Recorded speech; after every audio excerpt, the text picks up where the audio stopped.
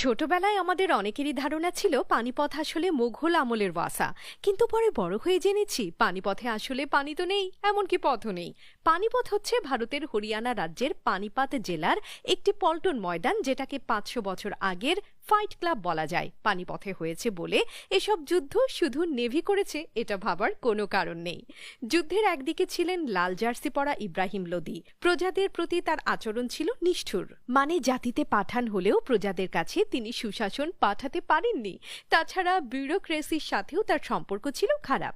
Senior অফিসারদের বঞ্চিত করায় দিল্লির আফগান অভিজাতরা তাকে ফেসবুকে ব্লক করে এবং গণজাগরণ মঞ্চ বানিয়ে বিদ্রোহ ঘোষণা করে।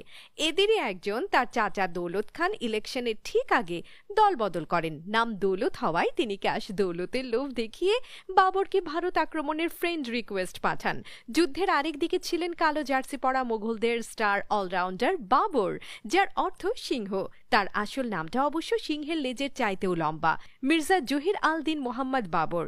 জন্ম উজবেকিস্তানের হলেও তিনি উজবুক ছিলেন না। তবে জীবনের এক পর্যায়ে তিনি ব্রক ব্যাক মাউন্টেন দেখেন এবং সমকামিতায় আসক্ত হয়ে পড়েন, যেটা তিনি নিজেই তার আত্মজীবনীতে স্বীকার করেছেন।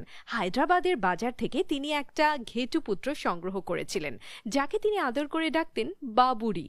জেন জিদের বাবু খাইসা মনে হয় এখান থেকে এসেছে। এপস্টিন ফাইলস তখন থাকলে বাবর কনফার্ম ধরা খেতেন।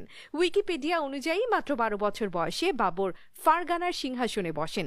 একেই বলে কপাল, আমরা ওই বয়সে মনোপলিতেও একটা প্লট কিনতে পারি না।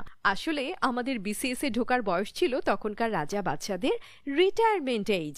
বাবরেরও 1 নাম্বার শত্রু ছিলেন তার আপন চাচা, যিনি তাকে সিংহাসনচ্যুত করেছিলেন। এই কাটাপ্পার কাছে ক্ষমতা হারিয়ে তিনি চাচা আপন প্রাণ বাঁচা বলে ব্যাকপ্যাক গুছিয়ে বের হয়ে পড়েন। 1504 সালে তিনি গুগল ম্যাপ আর শেরপাদের হেল্প ছাড়াই বরফে ঢাকা হিন্দুকুশ পর্বত অতিক্রম করেন এবং সহজেই কাবুল দখল করে ফেলেন। থ্যাংক গড সে সময় আফগানিস্তানে আমেরিকান বেস ছিল না। ন্যাচারালি এরপর বাবরের নজর পড়ে দিল্লির সালতানাতের দিকে, কারণ লুটপাট করার জন্য সে সময়ে দিল্লি ছিল সারা বছরের ব্ল্যাক ফ্রাইডে সেল। বাবরের বাহিনীতে ছিল মাত্র 15,000 আনসার আর গাজীপুর সমরাস্ত্র কারখানা থেকে আনা 24টি ফিল্ড আর্টিলারি।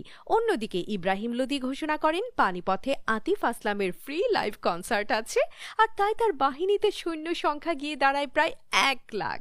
বাবরের সেকেন্ড ইন কমান্ড ছিলেন মালিক আসাদ, যিনি সম্ভবত ক্রিকেটার শোয়েব মালিকের পূর্বপুরুষ। তিনি ম্যাচলক মাস্কেট নামে একটি নতুন ধরনের অস্ত্র ব্যবহার করেন, যেটাকে তখনকার দিনের AK-47 বলা যায়। এছাড়াও গান পাউডার, সিলিন্ডার রকেট আর ডাবল ব্যারেল বন্দুকও মোগলদের সায়েন্স ল্যাবরেটরি থেকে প্রথম আসে। বাবর এই যুদ্ধে রুমি কৌশল ব্যবহার করেন। এই কৌশল